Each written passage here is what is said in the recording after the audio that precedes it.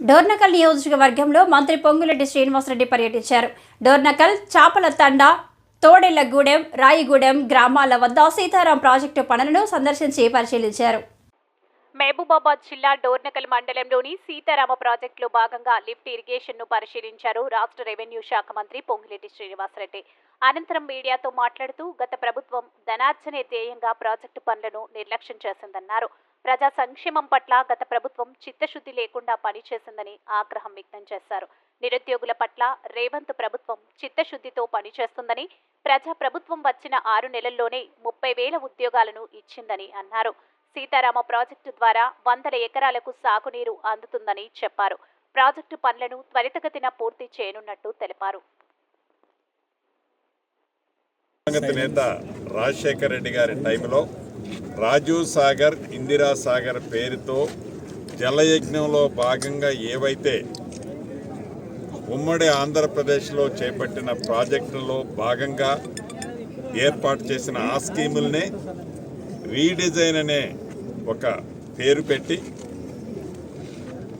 ఆనాడు ఈపీసీలో 2,800 కోట్లు ఖర్చుతో సుమారు 2,75,000 ఎకరాలను సాగులో తీసుకొచ్చే రాజీవ్ సాగర్, ఇందిరా సాగర్ని రీడిజైన్ పేరుతో డిజైన్లు మార్చి పేరు మార్చి మొదటిగా 9,000 కోట్లతో శాంక్షన్ చేశామని చెప్పారు.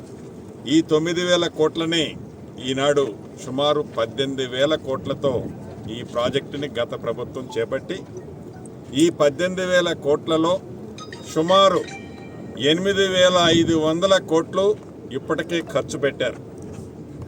కానీ ఈ 8,500 కోట్లు ఖర్చు పెట్టినా ఒక్క ఎకరానికి కూడా నీళ్ళిచ్చిన సందర్భం లేదు. ఇది చాలా హాస్యాస్పదమైన విషయం.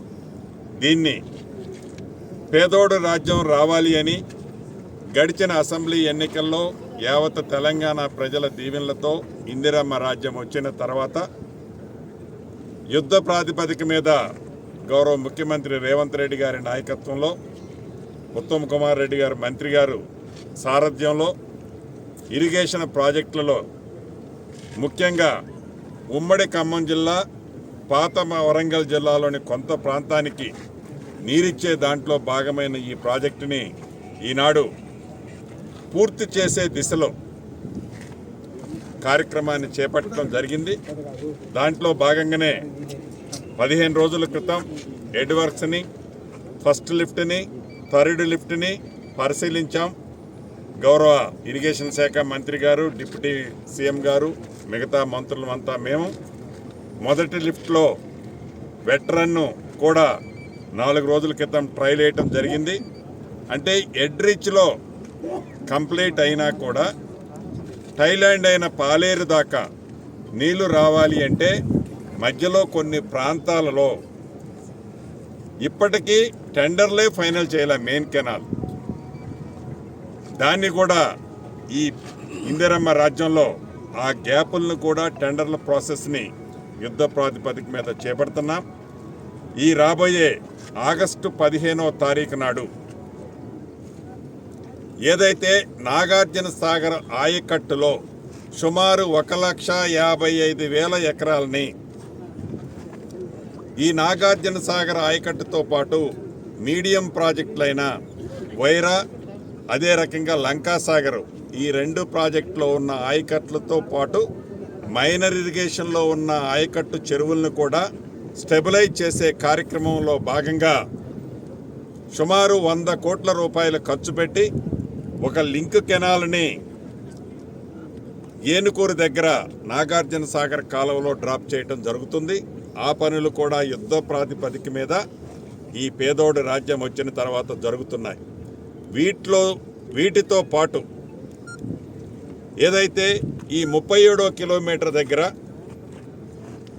సీతారామ కెనాల్ మెయిన్ కెనాల్కి 37వ కిలోమీటర్ దగ్గర దీనికి ఎడ్రిచ్లో ఉన్న మున్నేరు రివర్ మీద నుంచి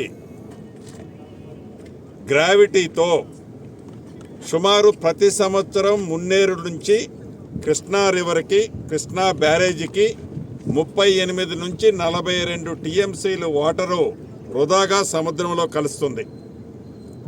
ఏదైతే ఈ 38 నుంచి 42 టీఎంసీల నీరు గ్రావిటీతో మున్నేరు నీటిని ఈ సీతారామ ప్రాజెక్టులో డ్రాప్ చేసి ఈ సీతారామ ప్రాజెక్టు కెనాల్ ద్వారా పాలేరు రిజర్వాయర్కి తీసుకెళ్లాలన్నది ఈ ప్రభుత్వం యొక్క లక్ష్యం. అంటే ఒక్కసారి మనం కెనాల్ తవ్వితే